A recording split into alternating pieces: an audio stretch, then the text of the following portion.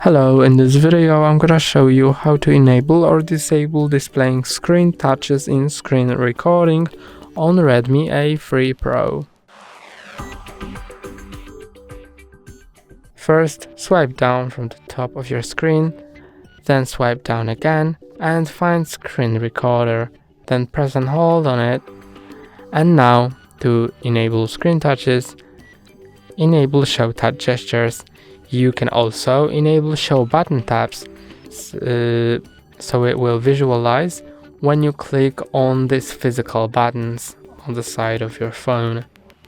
I'm gonna present you how does it look to show the touches. So let's turn on recording, swipe up from the top of your screen twice, then find screen recorder and tap on it. Then tap here to start recording. And now, when I tap on the screen, you can see that there's a white dot below my finger. And now when I stop the recording and go to the gallery where the recording is saved, then you can see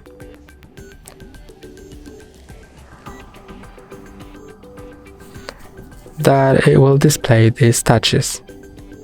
That's all for today. Don't forget to like and subscribe. See you next time.